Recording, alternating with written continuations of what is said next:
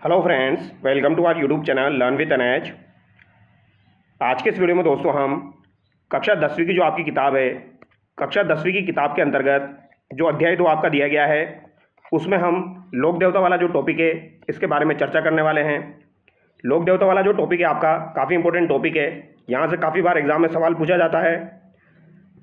तो जो भी विद्यार्थी राजस्थान के अंदर किसी भी एग्ज़ाम की तैयारी कर रहे हैं, चाहे वो आपका पटवार का एग्ज़ाम हो या फिर आपका वीडियो का एग्ज़ाम हो दोस्तों, 4th ग्रेड का आपका एग्ज़ाम होने वाला है, तो सभी एग्ज़ाम की दृष्टि से ये वीडियो आपका काफ़ी ज़्यादा इंपॉर्टेंट होने वाला है। रीट मेंस की जो भी विद्यार्थी तैयारी कर रहे हैं वो भी इस वीडियो को जरूर देखिए, क्योंकि कक्षा 10 की किताब से काफ़ी सारे सवाल RSM SSB के द्वारा एग्ज़ाम में पूछे जाते हैं। तो ये आज हम यहाँ पर दोस्तों लोक देवता वाले टॉपिक की चर्चा करेंगे। ज़्यादा बड़ा वीडियो नहीं रहेगा आपका, 20 से 25 मिनट के अंदर हम इस टॉपिक को कंप्लीट करेंगे। तो चलिए शुरू करते हैं। बताइए पहले सवाल का आंसर क्या होगा, देखते हैं कितने बच्चे इसका आंसर कर पाते हैं। पहला सवाल है आपका दोस्तों, गोगा जी के संबंध में सत्य कथन का चयन करना है। तो गोगा जी के संबंध में आपको सत्य कथन बताना है। जेवर एवं बाछलदे के घर इनका जन्म हुआ था। गुरु गोरखनाथ जी से इन्होंने दीक्षा ली थी। मौसेरे भाई अर्जन सुरजन के साथ जमीनी विवाद था। गौर रक्षार्थ महमूद गजनवी से युद्ध लड़ा था। तो दोस्तों इनके पिता का नाम जेवर हो जाएगा और माता का नाम बाछलदे हो जाएगा। तो पहला कथन आपका बिल्कुल सही है। इनके गुरु गोरखनाथ हो जाएंगे, तो ये बात भी आपकी सही हो जाएगी। मौसेरे भाई अर्जन सुरजन के साथ इनका जमीनी विवाद था, तो ये बात भी आपकी सही हो जाएगी। और महमूद गजनवी के समकालीन थे, महमूद गजनवी से इन्होंने युद्ध लड़ा था और महमूद गजनवी के द्वारा इन्हें जहर पीर की उपाधि दी गई थी। तो यहाँ पर आपके चारों कथन सही हो जाएंगे। अब अगला सवाल देखिए दोस्तों, निम्न कथनों पर विचार कीजिए। तो पहला कथन देखिए, गोगा जी का जन्म ददरेवा सिरसमेड़ी में हुआ था। तो गोगा जी का जन्म ददरेवा चूरू में हुआ था, जिसे सिरसमेड़ी के नाम से जाना जाता है। तो ये बात आपकी बिल्कुल सही है, पहला कथन बिल्कुल सही है। गोगा जी की समाधि धुरमेड़ी या गोगामेड़ी नौहर में है। तो गोगा जी की जो समाधि है वो धुरमेड़ी हो जाएगी, और ये कहाँ पर है आपकी, ये आपकी गोगामेड़ी नौहर हनुमानगढ़ में हो जाएगी। तो यहाँ पर दोनों कथन आपके सत्य हो जाएंगे। ऑप्शन सी यहाँ पर आपका करेक्ट हो जाएगा। अब अगला सवाल देखिए दोस्तों, काफ़ी शानदार सवाल है आपके। सत्य कथन का यहाँ पर आपको चुनाव करना है। गोगा जी की अश्वारोही भाला लिए योद्धा के प्रतीक के रूप में पूजा की जाती है। तो गोगा जी की अश्वारोही भाला लिए योद्धा के प्रतीक के रूप में पूजा की जाती है। ये सवाल आपका एग्जाम में पूछा जा चुका है दोस्तों, ये आपको ध्यान रखना है। गोगा जी की सर्प मूर्ति युक्त पूजा स्थल सामान्य खेजड़ी वृक्ष के नीचे होता है।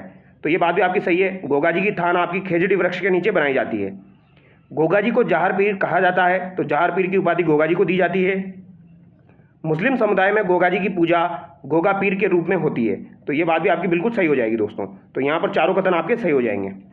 अब अगला सवाल देखिए, तेजा जी का जन्म हुआ था।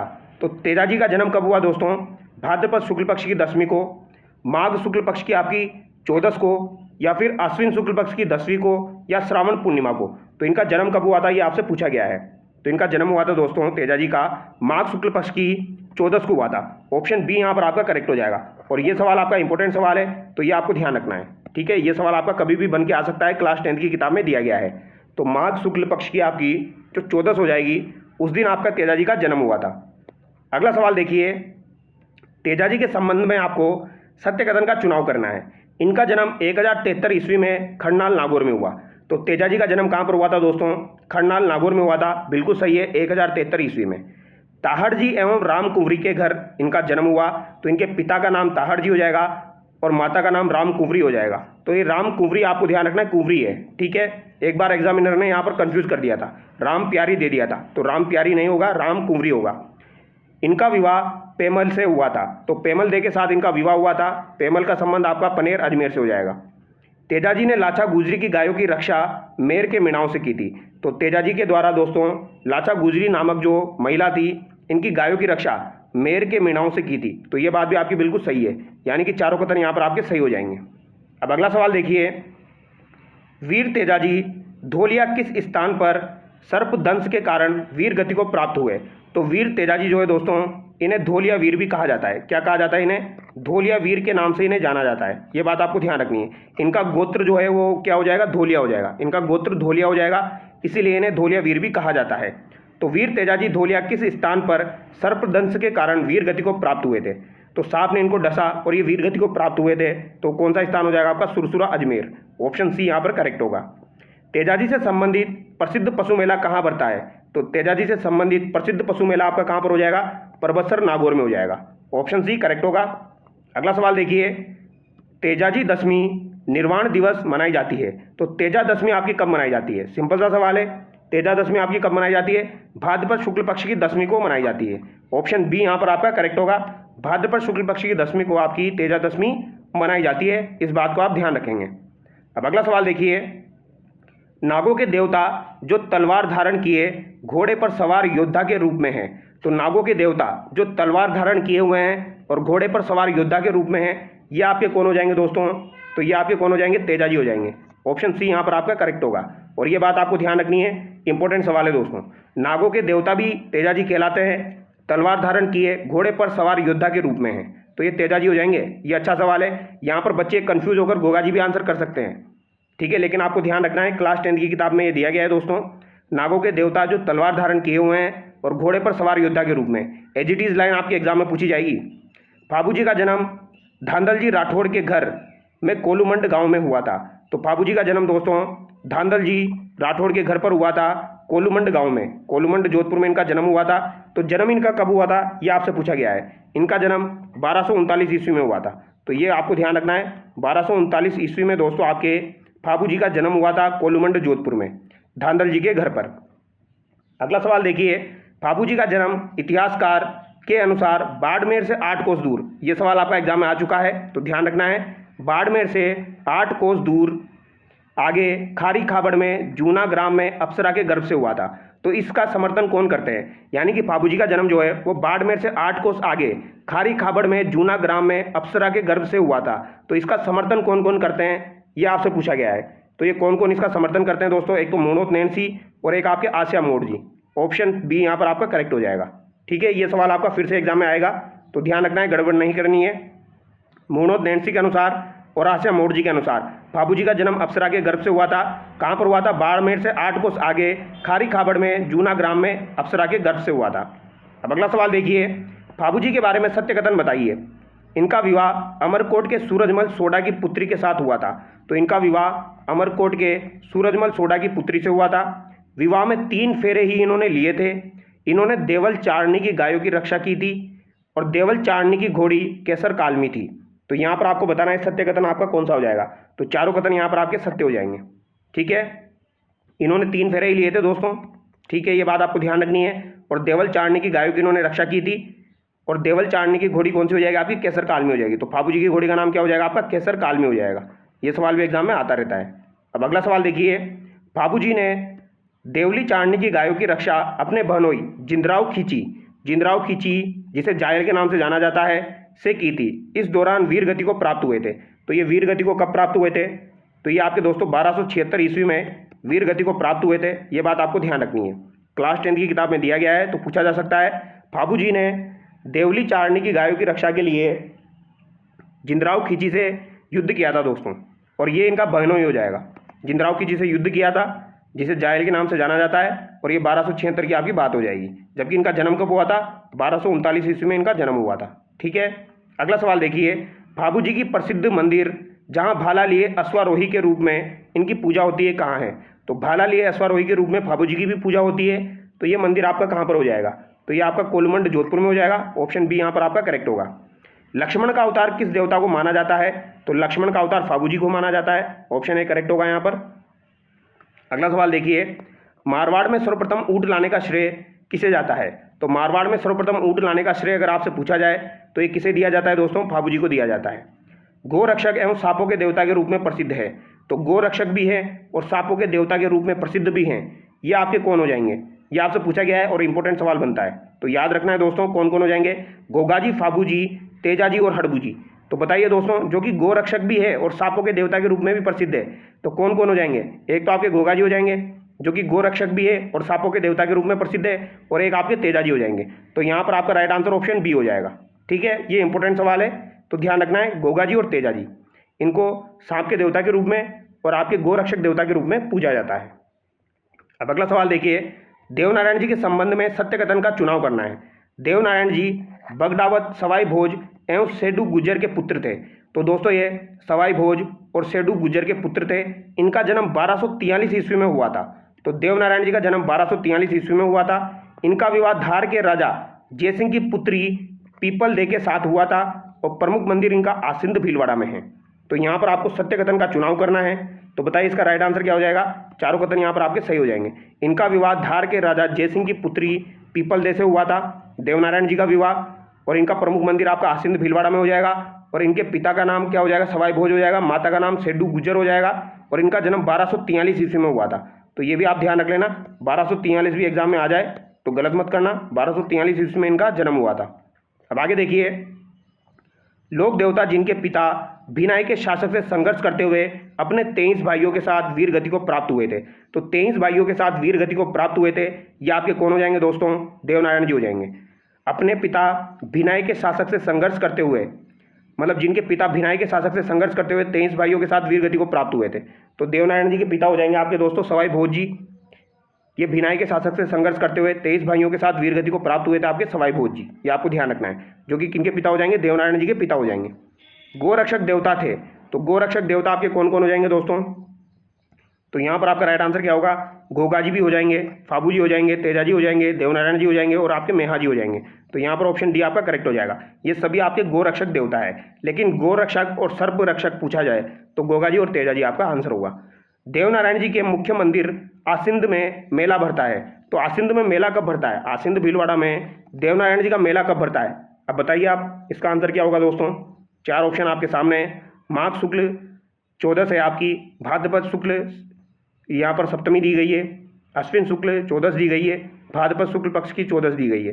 तो यहाँ पर आपको बताना है कौन सा आपका राइट आंसर हो जाएगा। तो ये इंपॉर्टेंट सवाल है, ये आपका एग्जाम में आता रहता है, तो ध्यान भी रखना है। भाद्रपद शुक्ल पक्ष की सप्तमी को दोस्तों देवनारायण जी के मुख्य मंदिर आसिंद में मेला भरता है, ये आपको ध्यान रखना है। और ये सवाल RSM-SSB के द्वारा 2 से 3 बार एग्जाम में आ चुका है। तो भाद्रपद शुक्ल पक्ष की सप्तमी आपको ध्यान रखना है। इस दिन देवनारायण जी का मेला भरता है आसिंद भीलवाड़ा में। लोक देवता जिनसे संबंधित काव्य का गायन हर रात 3 पहर गाए जाने पर 6 माह में पूर्ण होता है। तो हर रात अगर आप 3 पहर गाओगे तो 6 माह में पूर्ण होगा। ऐसे कौन से लोक देवता है दोस्तों, ये आपको बताना है। तो ये कौन हो जाएंगे आपके, देवनारायण जी हो जाएंगे। तो देवनारायण जी जो है दोस्तों, इनके काव्य का गायन हर रात 3 पहर गाए जाने पर 6 माह में पूर्ण होता है। अब ये सवाल आपका एग्जाम में डेफिनेटली पूछा जाएगा, ये आपको ध्यान रखना है। महेवा का शासन संभालने वाले संत लोक देवता है। तो दोस्तों महेवा का शासन संभालने वाले लोक देवता आपके कौन से हो जाएंगे। तो बताइए, देवनारायण जी, मल्लीनाथ जी आपके, तल्लीनाथ जी या फिर आपके मेहा जी। तो ये कौन हो जाएंगे आपके, मल्लीनाथ जी हो जाएंगे। तो महेवा का शासन संभालने वाले लोक देवता आपके कौन है, मल्लीनाथ जी हैं। सूबेदार निजामुद्दीन की सेना को हराने वाले संत थे।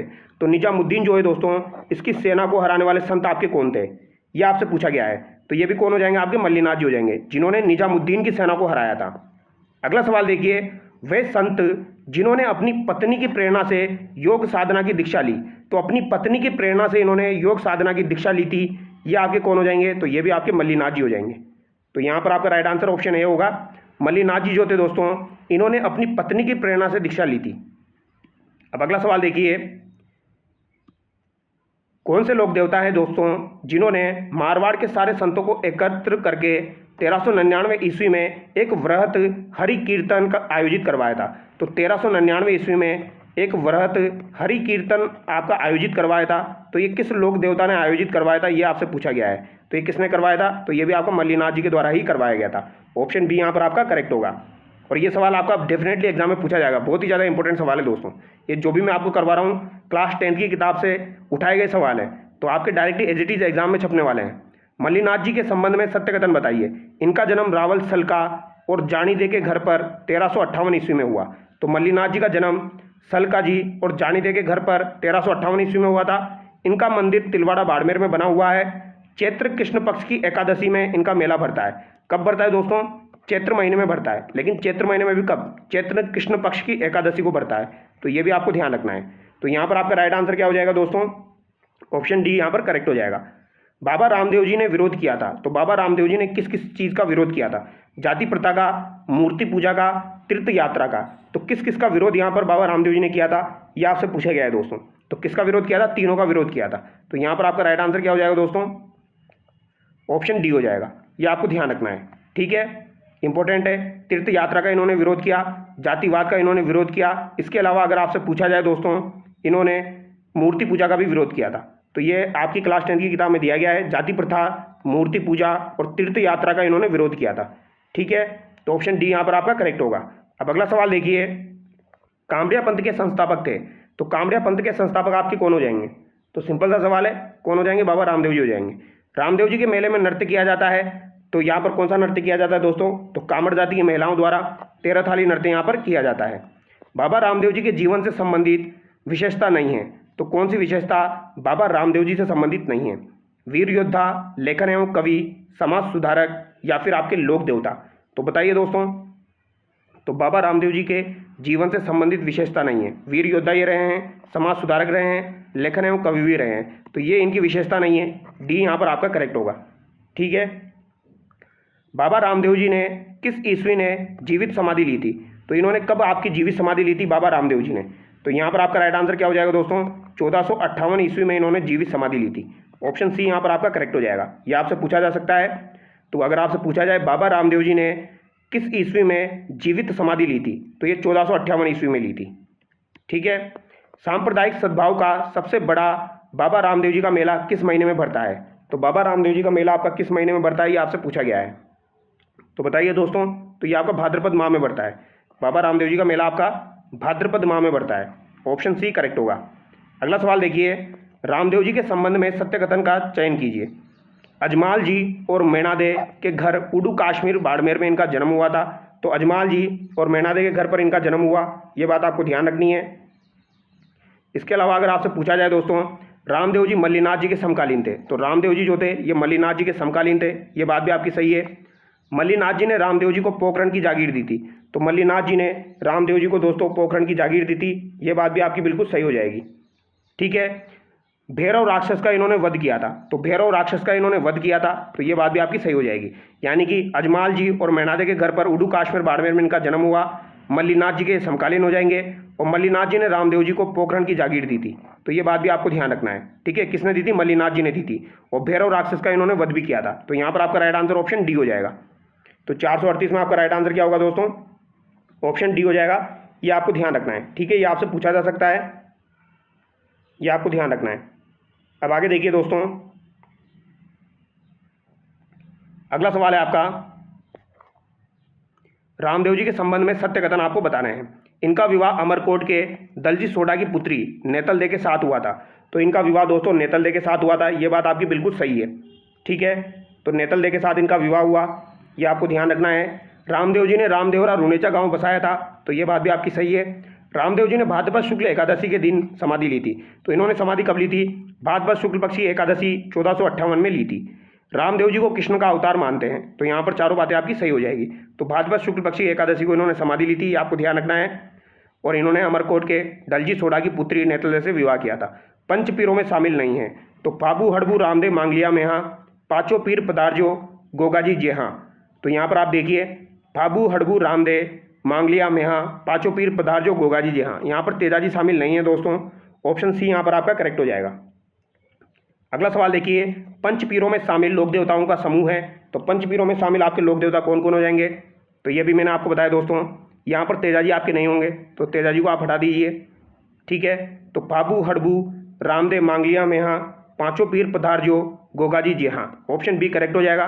गोगाजी, फाबू जी, मेहा जी, हड़बू जी और आपके रामदेव जी, ये आपके पंचपीरों में शामिल है।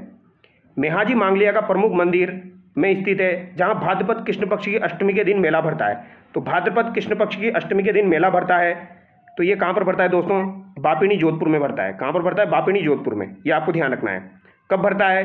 तो ये बात भी ध्यान रखना है, भाद्रपद कृष्ण पक्ष की अष्टमी को आपके मेहाजी मांगलिया का मेला भरता है।